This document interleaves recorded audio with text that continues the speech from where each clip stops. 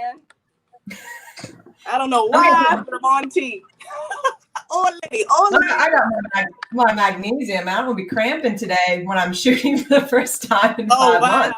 I got your magnesium drops or pills.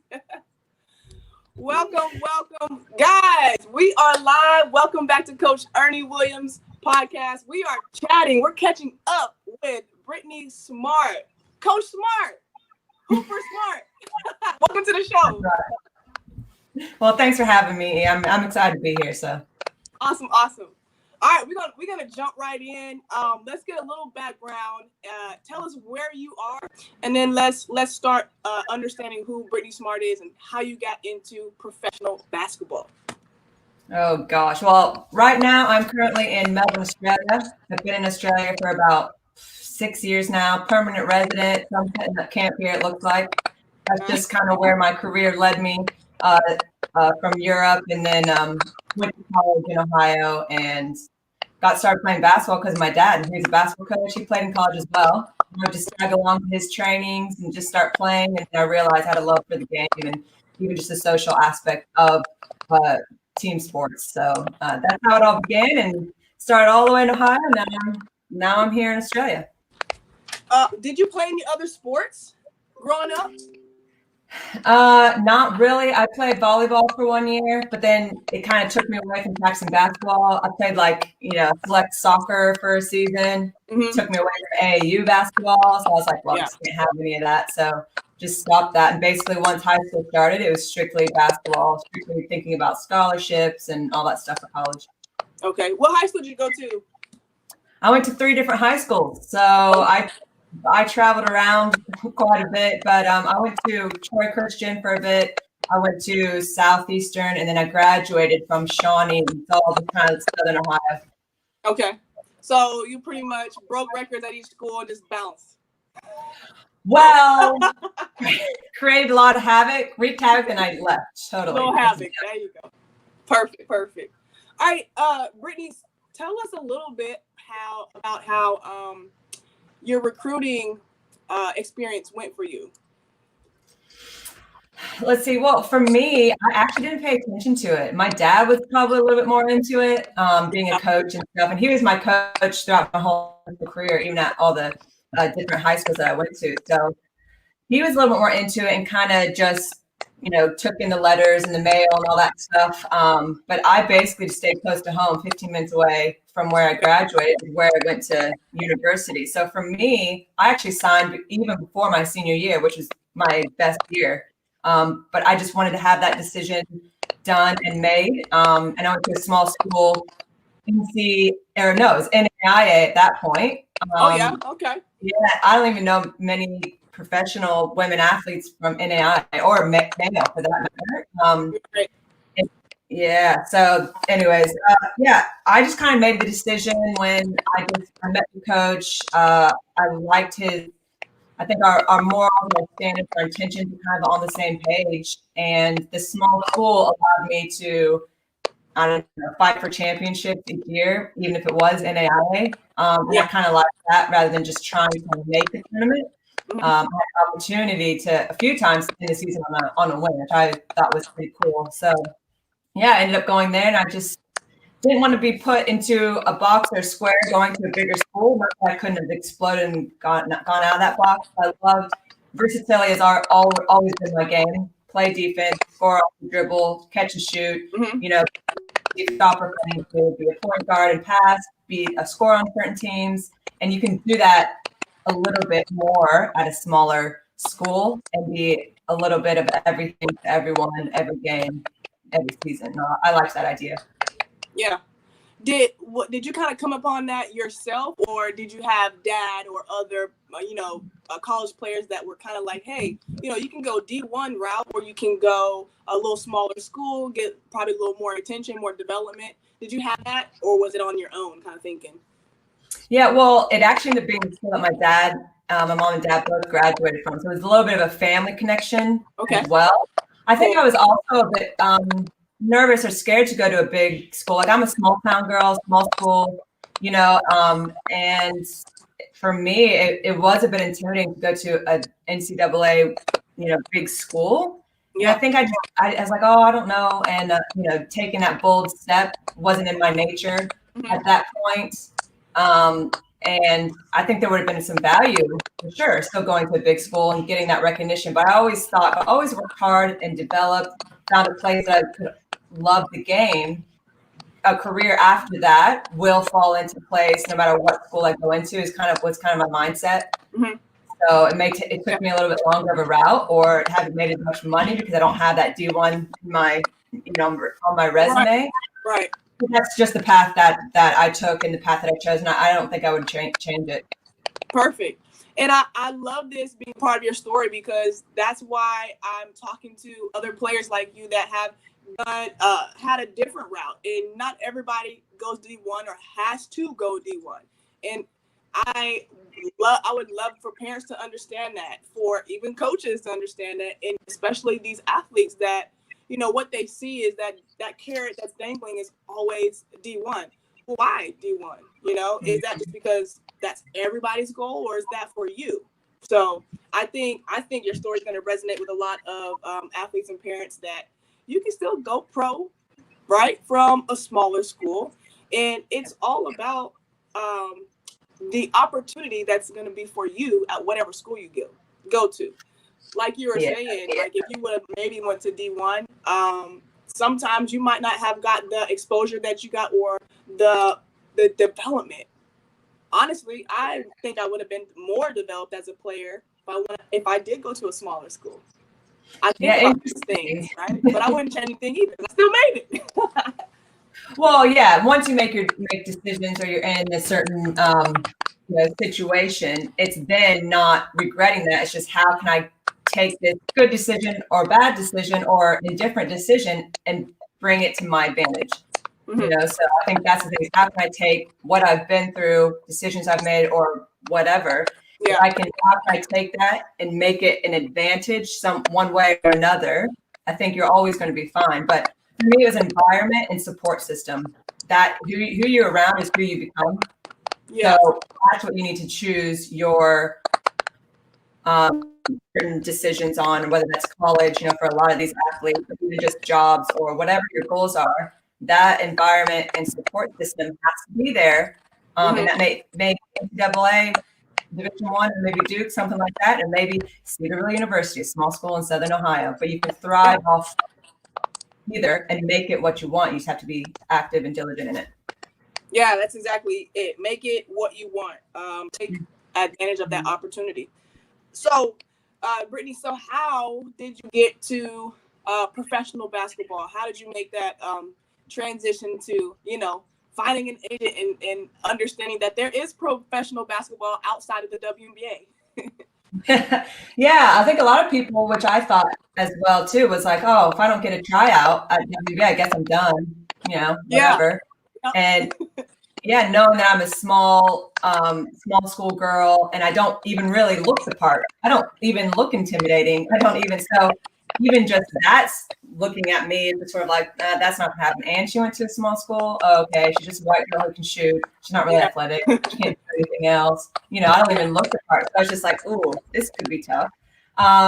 So I wasn't sure, but I always stayed ready. I always prepared. I always stayed in shape, and I was always working on my craft to a certain extent. I always had that there, even though I didn't really know exactly where life was going to go. I did have a little opportunity to possibly go to like a WNBA combine, but then I didn't make the last cut, like this last round thing. I don't even know the details of that. My dad was more involved in that. Again, I was just like, let me know what comes to the door, but I'll just work on it, and I'm not going to get caught up in that. But then there was sports management. There's a pro tryout that I had to pay for in Boston, Massachusetts, to even get people to look at me, other agents, and then other overseas agents and USA agents. So I had to pay to even try to get a job or to get an agent. So I went there for the weekend. It was a couple maybe like WNBA players that either got cut or were on the cusp of tryouts, a little bit like me, and then some European players that were trying to get back over to Europe. And I ended up I was prepared, ended up getting MVP of the camp. I was like, oh, okay, I can play. Right. All right. Yeah. Even against the D1 players, or, right. Yeah, against all odds kind of thing. And then that's where I picked up my agent, and then I got that first contract over in Belgium. So I was like, well, I might as well go. There's nothing else that's really pushing me to stay here. I have the freedom to do it. I would hate to not try and see how it goes over in Europe. And then here I am 14 years later, whatever, still playing. Crazy. That's amazing. I played 7. I wish I could still be playing. I was crazy because I was it's weird. I was 27, 28, just getting to the point in my career where I was understanding the game. It's weird. You play for so long, but you understand the game at a different level, a more efficient level of playing, and less energy. But my body was like, we're good. We're good. Let's bring it on down. Let's retire. So I had to retire, but yeah, man, congrats on 14 years. That's amazing. Oh, no, I appreciate it. Yeah, I know you've been working hard on your body too, so I definitely want to talk about that. So these athletes can hear, what type of effort and consistency it takes to continue to play the game. Yeah, I mean, I followed the steps. I was someone who paid attention to every single detail because all the little details added up is one big part of your game, So even the details of shooting, the details of recovery, the details of strength training, those little things that don't seem like a big deal, or, oh yeah, I still kind of push with my left thumb when I shoot. That's not that big of a detail. Well, maybe not. That's the only detail. That's kind of whatever, because everyone has their own flair. There's a basic fundamental, but everyone has their own flair. But if you have that and your footwork's not right and your elbow's out or you're not prepared before you shoot, well, shoot, man, yeah, you're not going to reach your potential. So I think for me, whenever something came my way, whether that was an injury, I just really followed the steps to the T. I was methodical, a little bit OCD, and I just stayed consistent. So I stayed consistent with that schedule and made it a habit because you're not always motivated. You're not always disciplined. It's not like, oh, I love basketball and it's easy for Britt because look at her career. So she kept doing this. Well, I didn't know I was going to have this career. But what I wanted to know is I would at least want to give myself every chance and opportunity to have a long career and to be successful and to reach my potential. So just different things that I learned along the way. You always wish that you stretched and recovered better, younger. Yeah, exactly. But I did what I could and what I knew at that point, really. And the older I got, just like how you learn more about the game, you learn more about your body, you're more in tune with it. Then you learn more about recovery and what works for you and strength training and having an open mind of adjusting and changing what you thought was gospel and truth. Sure. And learning to adjust. And immediately, right? Like, don't be hard-headed. If you find something that works better, switch it up quick. Yeah, it's a bit of vulnerability, a bit of humility, where you thought this was true and you used to preach it and do it. And now you're like, yeah, I'm not doing that anymore. But understanding just like the evolution of the game. So you change your game to make it fit. And then the evolution of strength conditioning, you change it, and there's been more evidence and proof and self-experimentation. The same with your diet. This used to work and you had great gains from it, but you hit a plateau or new information's come out. So I think as long as you're constantly evolving, creating, and being open-minded, I think you'll be able to, just like in culture, outside of sport, you might have a strong belief in something and you might realize, whoops, that ain't true. But being okay with that, learning, to adjust your moral standards, to the culture that's around you. Yeah, sounds like any other career. So did you say Belgium? Is that your first stop? Tell us a little bit about rookie season overseas. What was different about like, oh wow, this is it? Yeah. Well, a little bit. I was just talking the other day about how, in college we get everything done for us. And then you're like, oh yeah, I'm a professional. I go to Europe. I got to take my own ankles.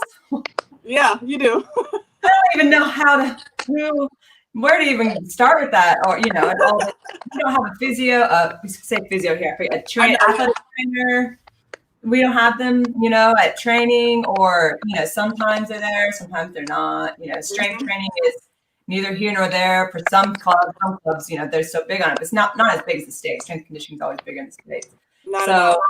Yeah, it's just very interesting. But I think the things I learned was, I think there's a few was, adversity and the fact that I couldn't speak French, and only like two of my teammates really had the guts to speak French. Mm-hmm. So I had the opportunity to think about my words and think before I spoke, because if I spoke, some wouldn't even understand. So I really learned how to filter, some of the thoughts that came through that I would normally said.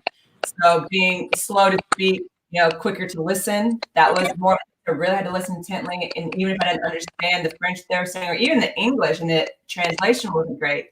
Yeah. I really had body language, how I express myself through my body language. A lot of athletes do struggle with that anyways. On the court, you see them, you're like, man, this person is pouting and complaining, selfish all the time for body language. So body language, learning to listen, that was a really, really two lessons I really learned. And then also being content, being on your own a lot, like you had friends, you had your team, but being content and being productive with your time when you have a lot of downtime, you're just going straight to the hectic schedule of college. So those things were really the biggest thing is, I kind of took over the motto of being bored is only for boring people. So if I'm by myself just bored, well, gosh, I'm a boring person and I need to start either being creative or start doing something. Sure. Yeah. So prioritizing time, learning to listen. I had a chance to listen more, and then how I express and get friends and show love, care, and support the teammates through my body language and a smile on your face and whatnot. Yeah, that's awesome. Did your coach speak English too, or only French? Yeah, he spoke English. That was good, but in timeouts and stuff, it was too quick for him. So he would speak in French, but I'd have to pay attention to the drawing board. I made my team run a couple suicides and trainings because the translation meant like two meanings. Yeah. They're like, well, we translated to you. I was like, yeah, I thought it was the other. Sorry about that. Stuff like that. It happened like in that rookie year, and I was like, oh my gosh, I really need to pay attention and ask another question back if I really don't get it. Yeah. Cool. After Belgium, where did you end up? I had 4 years in Sweden, so I had 3 years in Gothenburg, and then I had 1 year way up north in Luleå. So that was a pretty interesting experience in the fact that Sweden is dark and cold a lot of the time, but luckily, we're inside a stadium playing, because basketball was during that time, so you kind of get through it a bit. And then just the adversity of, that's where I tore my ACL. So how to overcome that. I ended up staying and having surgery there. I'm very lucky that I was able to build relationships and trust with the team and the club. They re-signed me, a few months later after I had torn it, trusting my work ethic and my habits and just my nature to re-sign me and have me come back and the motivation to really follow the steps and not skip any and rehabilitate and get ready for that next season. So getting used to the cold and the dark, that was tough. ACL, that was tough. But the highlight was that last season up in Luleå, we won the whole thing, and that was their first gold. So I thought that was pretty cool. They'd gotten second like 4 or 5 times in the past, and we finally brought the first gold.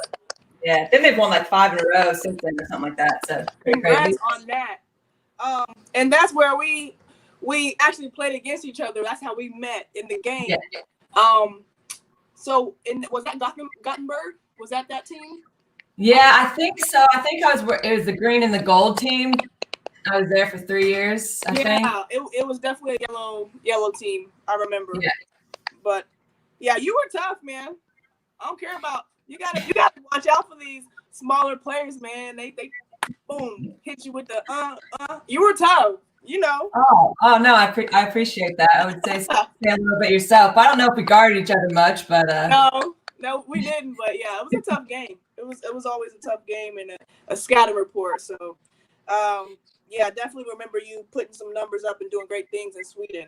And that was actually one of my favorite places to play. I had a good season my first year there at Bisbee with the Bisbee ladies, but Yeah, I wasn't did. able to come back. And then I guess after that I went to Romania, but I was trying to get back to Sweden. I really was. Well, it's a good lifestyle, and the fact that they speak English so well, so you're able to balance your work life, which is basketball, and your social life, and life outside of basketball, and your Yeah. own worldview, and learning different cultures. You're able to do that a bit more because Scandinavian countries, I think, really suits Americans or English speaking athletes or people. So that's why I was there for 4 years. Like I was also coaching strength conditioning stuff on the side. Like I started to go home less and less, or not for as long, and stay longer after the season and go earlier. So I was got a life there. Nice. Yeah. I remember my first time in Sweden. So two things. I think the first night I got there, like you said, it was pitch dark. And I got there, I took a nap. I wake up and I'm like, oh shoot, I missed practice. So I'm like, hop on Skype. I'm like texting my teammate, hey, what time is practice? What time is it? It was literally 3:00 in the afternoon. It was pitch dark outside, like it was 7 or 8. And she's like, nah, we have practice at 7. I was like, what? What time is it? Oh my gosh. Oh man, they're sending me back home. I already messed up. I just got here. Quick And then, stint. yeah. And then coming from Texas, I don't know what I was thinking. I left the States and got there like right on Thanksgiving Day, and they had already had snow and ice. So I get there with no boots. I have these like tennis shoes on. I'm walking back from our cafe. I'm just walking, man, and it's like a whole movie scene. I got some nachos in my hand. I'm just walking, and I take a step, and I just slip. You know how it's in the movies, and they like throw the pizza in there or whatever. It was like, and I got up really quick, like Beyonce. I was like, looked around, and I kept walking. That's so embarrassing. It was embarrassing. I don't think anybody saw me though. Luckily, Swedes aren't as quite as friendly at first, and they have their heads down when they walk around. So maybe no one saw you. No, maybe not. All right, so we go from Belgium to Sweden for 4 years, and then we land in Australia. And I have seen this from many Americans and anybody that plays over in Europe. Once they get to Australia, they ain't going nowhere else. Tell us why it's so good down there. Because the level is so high, and it's English speaking. So you're used to the culture. You can communicate with all your team. So after 6 years in Europe, in my instance, wow, to have English as a first language is like amazing. And there's like tons of WNBA people always coming over here playing. And then there's tons of WNBL girls going to WNBA playing because our seasons are opposite times. Mm-hmm. So you're really getting a great, competition. And they also have a second league here during the WNBL off season. It's still really good. Their first 5 are still WNBL people, even in the second league.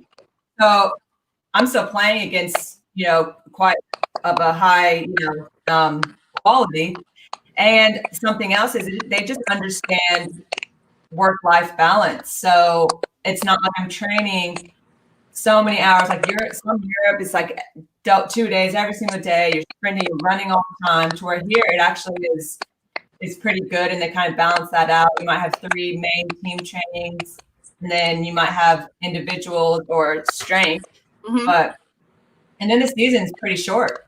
So that's another thing. You're able to go to Europe if you want a Europe season and come back and play WNBL. You can go to WNBA and then come back and play WNBL. It's like, I don't know. It's just so conducive to what other else you want to do, or if you want to make more money and play somewhere else, or you have time to go visit home. All this stuff, and with the best in the world in some cases. So, like even just like Russia or Poland or some great EuroLeague teams in Europe. It's great, and it's such a high level. It's just not as easy of a lifestyle if you come from America or an English-speaking country. That's why I think a lot of people do stay. Yeah. How long is the WNBL and the the SEABL, the second league? Are they the same length and just opposite?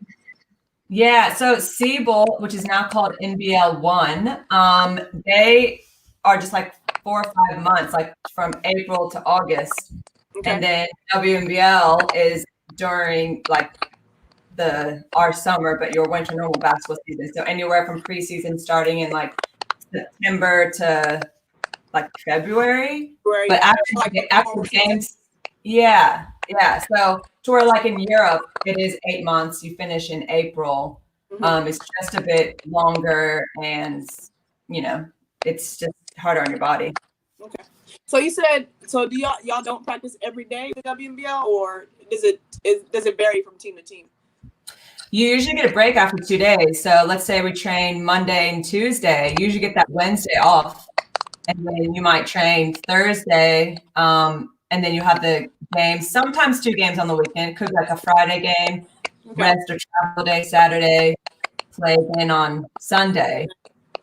Because it is a shorter season, you will get the 2 games a lot of times, like during the week or the weekend, which I think is good anyways. I'm going to beat myself up for games, not trainings anymore. Yeah, I was going to say, that's like a dream come true when you look at Europe. Like you said, that twice, 2-a-days, like the full season. Yeah. I'm like, yo, I don't know. I feel like I'm getting old. I'm just 25. Why are we practicing like this? Yeah, exactly. So I think they're really good with balancing that out. Again, I think that's why people stay and love it. It's shorter. You play 2 games a week rather than just the one long season of 8 months in Europe in 2-a-days. So it's just they just don't beat you up as much. Or college, I think college is still too much in my opinion as well. You get beat up so much and you get no rest and no sleep. You're just constantly in repair mode. You are. That is. Repair mode is going to take us into, I guess, any injuries that you've had or adversities going through your pro career that you've had to overcome and deal with, and then kind of tell us how you got through mentally on that mental performance side. Well, I had ACL when I was like 25. So that was 10 years ago. I just revealed my age. It's all good. I'm 33. We in here. Yeah, at least you're above 30. And I've had like dislocated, fingers or, black eyes, or I've had like stitches like 4 or 5 times, like in my eyebrow, little things like that, ankle sprains. Then I had ankle reconstruction surgery on the same side as my left leg, left knee with the ACL. I had that just like 1.5 years ago, 2 years ago. It's kind of brave to do that at my age and point in my career. And still trying to figure out the best way and the strongest way to make sure that I'm back pretty healthy. I probably came back a bit too soon last year, so I was kind of out with like a little calf injury because of it. And I was able to finish the last 6 or 7 games, so that was good. Good. But yeah, for me, I was able to get through especially when I'm thinking about the big injuries, support system, environment. Who I surrounded myself with and who I chose to give my energy to, and then having those mentors. So in Sweden, like my physio was like one of my friends almost. I really connected with her, and she was able to, I was inspired to go there and do the work, but also because she would be there and provide that extra. All right, here we go, 1 step at a time, or whatever I needed that day. Right. So that was just like, massive. Like I said, even if you're an elite athlete, you're not always going to feel motivated. But if you have people around you to help you when you aren't motivated, then it's just so much easier. So even just like this last year with the ankle, it's the same system. The support group that was around me, that's how I was able to do it, and I just followed the rules. I didn't skip any steps. I followed the rules. Yeah, awesome. I know you're chomping at the bit to go get some shots in. It's been like what you said, 5 months since we had to get in the gym. Oh man! But listen, no excuses. The rest of the country isn't waiting on Victoria to open up, and they're going to come full swing once season starts. There's no excuses. Yeah. I've been doing my footwork in the streets, a little bit of street ball, brought that back into my life. Exactly. If you keep the footwork right, man, the shot's gonna come back. You're a hooper, you're a shooter. Yeah, you got the shot. I've been playing for a while. Kind of feel like I'll get my touchdown. That's fine. So the footwork and just managing the load will come. My first thing is just going to be availability this season. I'm always available and feeling healthy and not second guessing my body. So I think that's the biggest thing. Yeah, awesome. Let's see. I wanted to talk about, so you say you do some coaching and different training. Let's talk about what you do off the court, and yeah, share a little bit about your business that you're getting ready to launch, and we want to know everything. We want to support you. No, I appreciate it. You know, even just this platform is pretty awesome, pretty cool. And, you know, collaboration, I think is awesome. And it's the difference between when you're trying to build businesses or even just women in leadership or people are trying to promote movement or coaching. You know, it's connection, it's collaboration. It's not competition. Well, she's going to steal my athletes, or she's going to steal my business, or she's going to steal, you know, we're not the same person. And so it's like, we each offer different things, but doing it together rather than alone, I think is awesome. So this has been a really cool opportunity for me. And I guess I'm kind of doing that same thing of all the mentors that I've had have helped me become a versatile athlete. And what's always mattered to me is versatility, longevity, and being pain-free while doing those things. I need to be pain-free and available to show my versatility, and then that will allow longevity. So those are the three things that have really mattered to me. And so I'm coming up with a program that those who have those same values or want to have those same goals, whether it's an elite athlete or a grandparent, to have longevity, live a long, healthy life, play with the grandkids, whatever sport they choose, pain-free while doing it, being able to get up at any time, anywhere, and do anything you want is really the ultimate goal. So that's the journey that I've been on the last year. And I'm just basically, I've been coaching face-to-face, but with COVID and everything, it's allowed me the time to set up something online. So I'm actually meeting up with someone later on to get that organized for the interim before maybe the long-term goal of having my own Smart Athletic app where I can choose what I want and what it looks like. Yeah. So in the meantime, it's an online, strength conditioning, sport-specific program, and I'm looking at, when you think about longevity, pain-free, and versatility, that's pretty all-encompassing. Something the all-around smart athlete is what I'm going to probably launch, and I'll do different levels and different stages of that, and that's going to encompass smart knees, which is the strength conditioning part to make sure we're bulletproofing our knees, and then ankles, building ourselves up from the ground up. We'll have maybe 50% of it will be upper body, because 15% of arms is used when you're trying to run or sprint or jump. And then basically trying to help these athletes or give them the best protocol with standards and numbers to prepare themselves so they don't have to repair. Like I've had a lot of repair time, like we just talked about. So I'm even doing this myself, and I practice what I teach. I follow through. I'm in the trenches with everyone when I'm doing it. So I'm on my own all around smart. So it's all about getting the knees strong, which byproduct will be the ankles, will be the hips, will be the back, will be the upper body.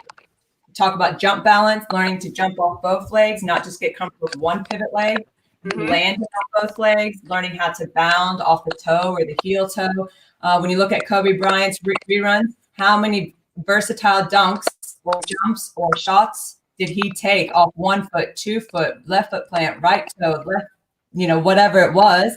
He wasn't caught off guard because he was balanced. And then you look at Derrick Rose, he only had one plant, left, right. Gets caught in the air, something weird happens, ACL. So it's just very interesting. Adding that in, a little bit of jump balance. I'll have a bit of speed work in with the all-around smart athletes, and just try to make you go through a bit of smart talk, life lessons through basketball, and then smart mindset, the philosophy. I love it. Everything smart. I love it.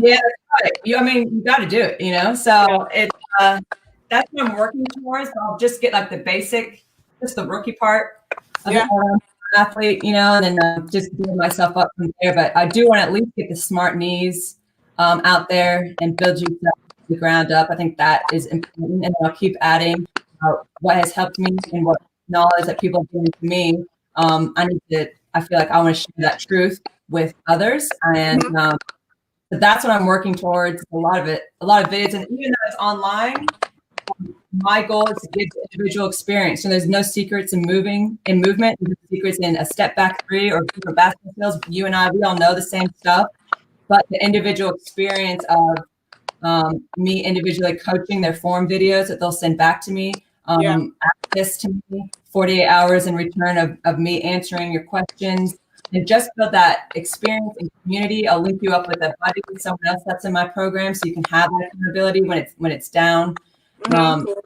Yeah, so I think that individual coaching experience is great. So a lot of times online coaches, they send out a PDF, you don't hear from them for the next 3 weeks. Well, how do you know if you're doing it right? Where's the form, the troubleshooting? So the individual part is you sending something back and saying, I'm individually coaching and troubleshooting what you need to work on. And that's where, that coaching with someone at an elite level on and off the court with sports specific training in basketball, just trying to hit every single point of what has worked for me. And the All-Around Smart Athlete, I think, is actually really cool because it even addresses stress, thoughts, vision, like all these things that, sleep. It's hard. And, life overseas, it's like, I've been there, I've been through it. Here's what has worked. And if things don't work, well, I have progressions and regressions for everything. So Smart Knees zero equipment. That's the baseline. You get his tendon, and then you got Smart Knees 2, 3, 4. So you can actually put 150% body weight on some of these movements. So you can go for the elite or for the grandma. And I think that progression and regression and scalability is super key, but you can only get that with the individualized coaching and form videos. And that's on the athlete. They don't send it in and not becoming as bulletproof as you probably could be. So that's me. Yeah, that's dope. That's going to be so dope. So much fire. I'll sign you up. Huh? I'll sign you up. Yeah, I need the old lady and the rookie. Done. Coach, how many minutes do you have? I got you. I got on the 5. Okay, cool. 2 things. I wanted to get your opinion on a little bit deeper, on how important the feet are in training your body, not basketball, but the strength and conditioning. And then I wanted to leave with one tip or a couple advice points for the young ladies out here that are vying for a scholarship at any level, and they just want to be the best they can be. So what's your thoughts on building from the ground up? You talked a lot about that, and I really believe that. I think I missed out on that during my injuries in college. So, yeah. I mean, I think I've missed out on it a lot in my career as well. I'm just lucky that I just persist, and I don't want injury to be the reason I stop. I don't want age to be the reason I stop. Not that you can totally put off age or unknown injuries if someone lands on you, but I think you can prevent the soft tissue and the non-contact injuries, and that's what we're trying to avoid here. So the ground up thing, the big toe, I've been realizing how important the big toe is, because the big toe unites the VMO, which is down by your knee on the inside, which allows you to run, jump, change directions, so building that. And there's things called FHL calf raises.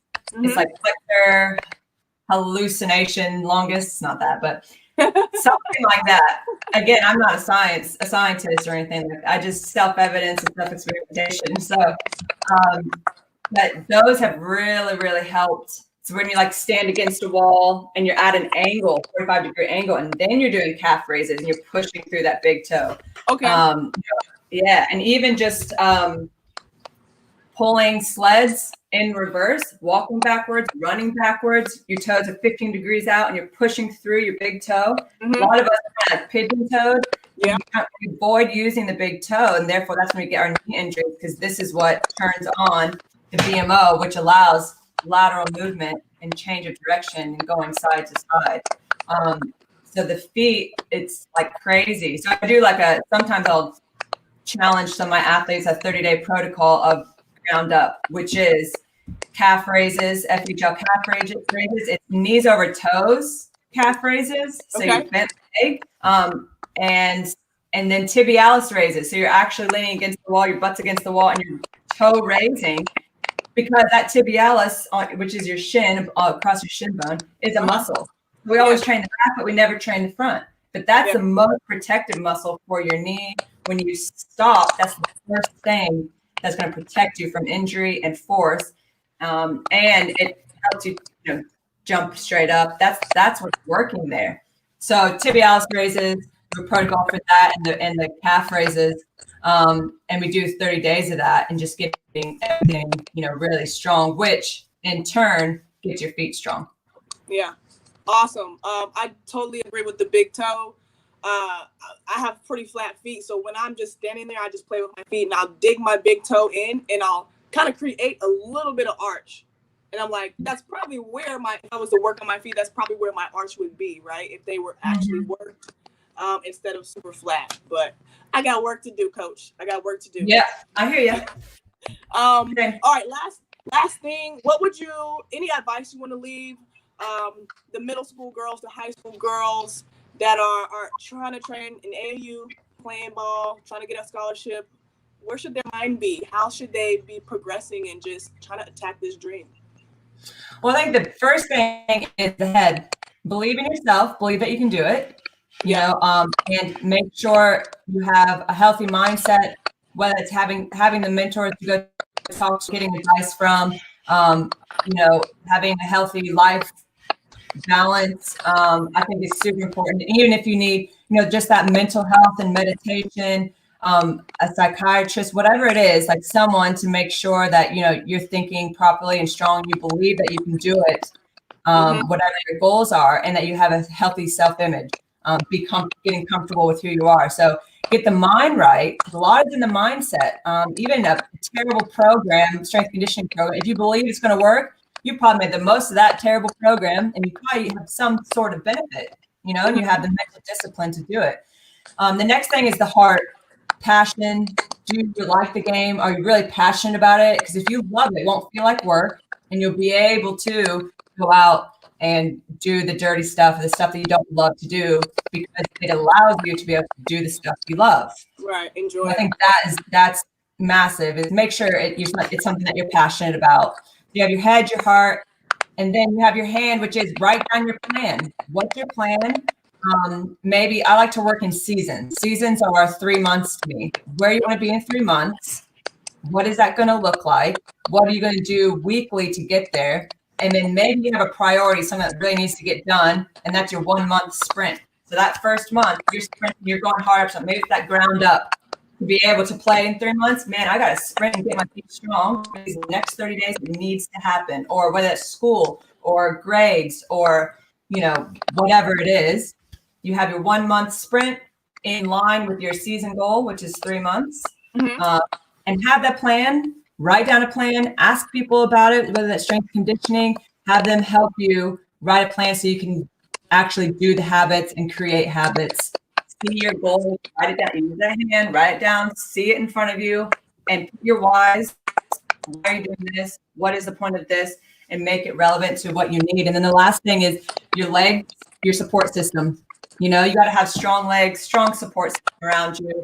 If you don't have that, even if you have a poor household where they just have, poor lifestyles and, poor demeanors and morals, get people around you, search for it. Don't make an excuse. Take that situation you're in, make it to your advantage somehow, and outsource and find that support system as much as you can. And because that's what's going to carry you through, and your mind's not there, the heart's not there, something where your support system lifted you back up and rejuvenated you, and you can start through that list again. But yeah, so head, heart, hand, and legs. Go through that. Make sure you have all that, and then at least you've done everything you can to give yourself the best chance possible to reach your dreams. And it may not go exactly how you want, or it may not go to the place that you thought you would. But you did everything on your part. Exactly. Head, heart, hand, and legs. I love it. I love it. Coach Smart, you guys watch this. Reach out to her. Check her website out. She's going to be having that program launch here in the future, and it's going to be phenomenal. And you can email her on her britsmart.com if you have any questions or need some mentorship. I highly suggest that you reach out. She's awesome. Coach, thank you so much for being on the show. Yeah, thanks for having me, Coach E. Keep doing what you're doing over there. So keep trading information, keep learning and growing. I will, for sure. Stay on. But for everybody else, we are